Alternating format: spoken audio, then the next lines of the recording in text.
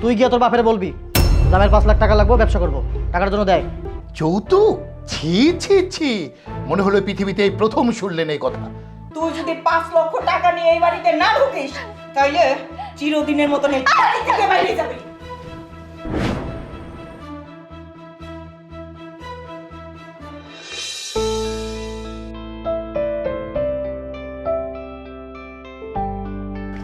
অথই না? আরে রাকিব, তুমি? কেমন আছো? এই তো আমি ভালো আছি। তোমার কি অবস্থা, ভালো আছো তো? হ্যাঁ আছি মোটামুটি। তারপর তোমার সংসার কেমন চলছে? আর সংসার, রাকিব, আমার ডিভোর্স হয়ে গেছে। ডিভোর্স? আমি তো জানি তোমার একটা ভালো ফ্যামিলিতে বিয়ে হয়েছে, একটা ভালো ছেলের সাথে বিয়ে হয়েছে যার অনেক টাকা পয়সা আছে, কিন্তু হঠাৎ করে ডিভোর্স হয়ে গেল কেন? ছিলাম ভালো, কিন্তু মাঝখানে গিয়ে আমার হাজবেন্ডের অনেক চাহিদা বেড়ে গেল। তার অনেকগুলো টাকা প্রয়োজন, বলতে পারো যৌতুক। তুমি তো আমার ফ্যামিলি সম্পর্কে খুব ভালো জানতে। আমরা মধ্যবিত্ত ছিলাম, এত টাকা সামর্থ্য ছিল না আমার বাবার যে যৌতুক দিবে। আসলে যৌতুক দিতে না পারায় আমার হাজবেন্ড আমাকে অনেক মারধর করত। আমি যদিও অনেক সহ্য করেছি, কিন্তু একটা সময় গিয়ে আর পারিনি, তাই আর কি ওর সাথে আমার ডিভোর্স হয়ে গেছে। এখন আপাতত সিঙ্গেলই আছি। যাই হোক, আমার কথা বাদ দাও, ভাবি কেমন আছে? ভাবি? ভাবি কোত্থেকে আসবে? মানে? আমি তো এখনো বিয়েই করিনি। কি বলছো, এখনো বিয়ে করনি? কিন্তু কেন? কেন জানো না? কলেজ লাইফে আমি তোমাকে কতটা পছন্দ করতাম, তোমাকে অনেক ভালোবাসতাম আমি। আসলে সেই ভালোবাসা থেকে না কখনো অন্য কাউকে নিয়ে জীবনটাকে সাজানোর চেষ্টা করি। ভালোবাসা তো ভালোবাসাই, তাই না? আর একজনকে ভালোবাসা যায়, অনেকজনকে না। আর সেজন্যই হয়তো এখন পর্যন্ত বিয়েটা করিনি। আমি বলছিলাম কি, এক কাজ করলে পারো। আসলে একজন মানুষকে মনের ভিতরে না রেখে বিয়েটা করে ফেলো। নিজেরও তো একটা সংসারের প্রয়োজন আছে। কতকাল এভাবে থাকবে বলো? একটা বিয়ে করো, সুখে থাকো। আচ্ছা, তোমার কি মনে হয় যে আমি অন্য কোনো মেয়েকে বিয়ে করে সুখে থাকতে পারবো? এটা কি কখনো সম্ভব? কেন পারবে না? না পারার কি আছে বলো তো? তুমি একটা বিয়ে করে নাও, আমার চেয়ে ভালো মনের একজন মানুষ পাবে, আমার চেয়ে সুন্দরী বউ পাবে। দেখবে আমাকে ভুলে তাকে নিয়ে তুমি সুখে সংসার করতে পারবে। কিন্তু আমি যে তোমাকে ভালোবাসি, আমার এই বুকের মাঝখানে না অন্য কাউকে আমি কোনোদিন জায়গা করে দিতে পারবো না। সারা জীবন তোমাকে ভালোবাসতে চাই। বাই দ্য ওয়ে, তোমার তো এখন ডিভোর্স হয়ে গেছে, আমিও যেহেতু এখনো বিয়ে করিনি, আমরা কি পারি দুজন একসাথে হতে? কি বলছো এসব? তুমি খুব ভালো করে জানো যে আমি এখন একজন ডিভোর্সি নারী। তুমি আমাকে কেন বিয়ে করবে? করুণা করছো? না, করুণা করবো কেন? আমার মনে হয় আমার যদি কোনো সমস্যা না হয়, তোমার সমস্যা হওয়ার কথা না। যাই হোক, ডিসিশন তোমার।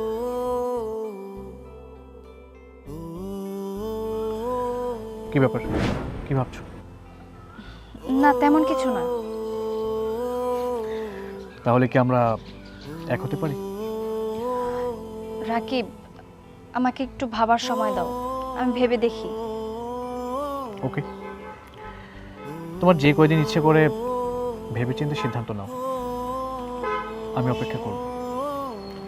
আশা করি অ্যান্সারটা হ্যাঁই হবে।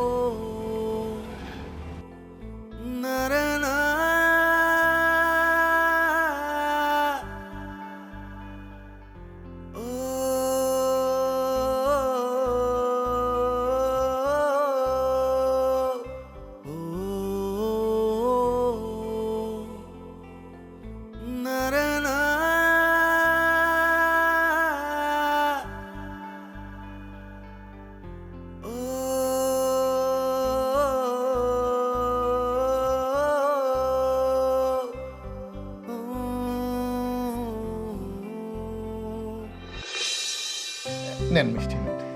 না ভাইয়া, আসলে আমার সুগারের প্রবলেম আছে তো, তুমি খাও। ঠিক আছে।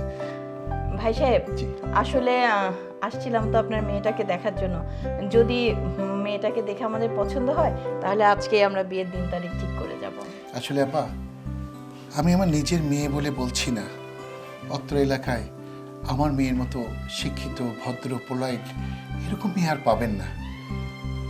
ওর মা নেই, আমার মেয়েটা এতিম। তাই আমি চাচ্ছিলাম যে বাড়িতে শাশুড়ি আছে, আমি সেখানে মেয়েকে বিয়ে দেব। আমার মেয়েটা একটা মা পাবে। আচ্ছা দেখুন, বিয়ের কিছু কথা থাকে, আমরা গোপন রেখি, পরে গিয়ে আমরা সেই কথা নিয়ে গন্ডগোল হয়, সংসারে অশান্তি হয়। আমি সরাসরি আপনাকে জিজ্ঞেস করছি, আপনাদের চাওয়া পাওয়া কিছু থাকলে অবশ্যই আমাকে বলেন, আমার সাধ্যমতো আমি দেবার চেষ্টা করব। ছি ছি ভাইয়া, আপনি এসব কি বলছেন? তার মানে কি আপনি যৌতুকের কথা বলছেন?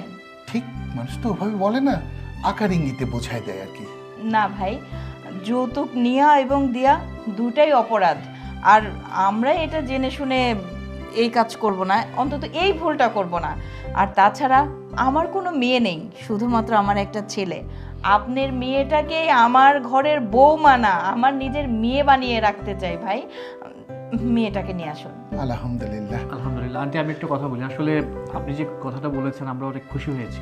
তবে আমার বোনের বিয়েতে আমাদের যা যা দেওয়ার দরকার আমরা আমাদের মতো সাধ্য মতো দিয়ে দেব। ঠিক আছে ভাই সাহেব, তাহলে আপনার মেয়েটাকে ডাকেন, আমরা একটু দেখি। বৌমা, বৌমা, আখিকে নিয়ে এসো।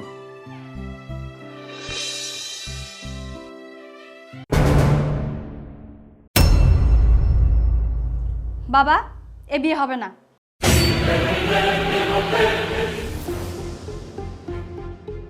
কি বলছো মা? কেন হবে না? কেন হবে না জানতে চান? তাহলে শুনুন। আমার কিছু টাকা লাগবে।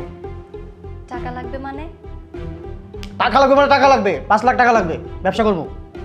তো টাকার কথাটা আমাকে কেন বলছো? আমি কি করব? তা বলবো না? তুই গিয়ে তোর বাপের বলবি জামাইয়ের 5 লাখ টাকা লাগবে, ব্যবসা করব, টাকার জন্য দেয়। কি সব আবল তাবল কথা বলছো? এতগুলো টাকা বাবা কিভাবে দিবে?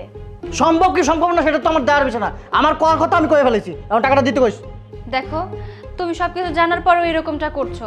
তুমি খুব ভালো করেই জানো যে আমার বাবার এত সামর্থ্য নেই। তাহলে এতগুলো টাকা বাবা দিবে কি করে? কোনো টাকা দিতে পারবে না। দিতে পারবে না মানে? আমার ছেলে বলছে টাকা দিতে হবে, আমার ছেলে ব্যবসা করবে না।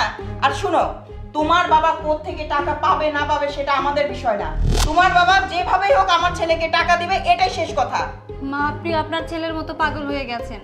আপনার ছেলেও বলছে, আপনিও বলছেন, কিন্তু আপনাদের তো বোঝা উচিত যে আমার বাবার এত সামর্থ্য নেই। 5 লক্ষ টাকা, এটা আমার বাবার কাছে বিশাল কিছু। আমার বাবা কোনো মতেই পারবে না। মা, পারবে না মানে? তোর যখন বিয়ে হয়েছিল তখন কি আমরা কোনো যৌতুক চাইছি? আমরা কি কখনো একটা টাকা চাইছি? তা এখন কেন দিবে না? এখন আমার ছেলে ব্যবসা করবে মানে টাকা লাগবে, টাকা লাগবে মানে টাকা দিতেই হবে।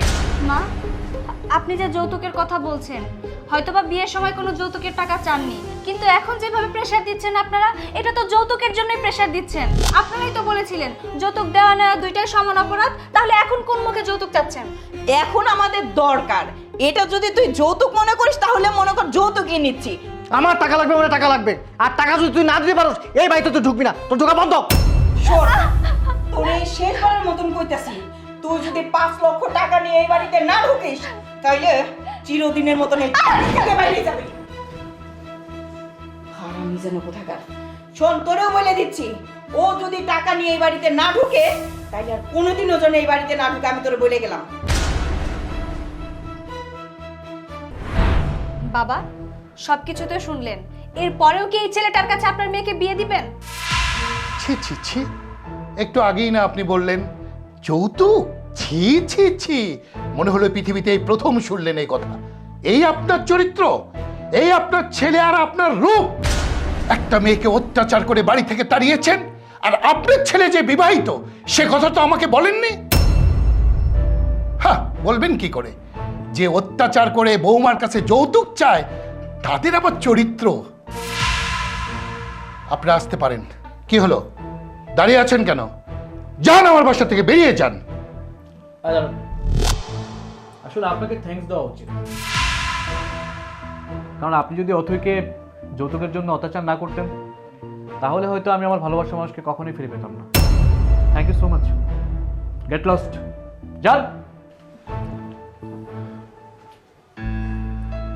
মা, তুমি যদি ধরে না দিতে তাহলে আমার মেয়ের জীবনটা তো ওরা নরকে পরিণত করতো। বাবাও আমার ননদ, আমার ননদের কিসে ভালো হবে কিসে খারাপ হবে সেটা দেখার দায়িত্ব আমার, তাই সবটা আপনাকে বললাম। সত্যি বৌমা, তোমার মতো বউ যেন বাংলার প্রতিটি ঘরে ঘরে থাকে। আমি দোয়া করি তুমি বেঁচে থাকো মা, বেঁচে থাকো।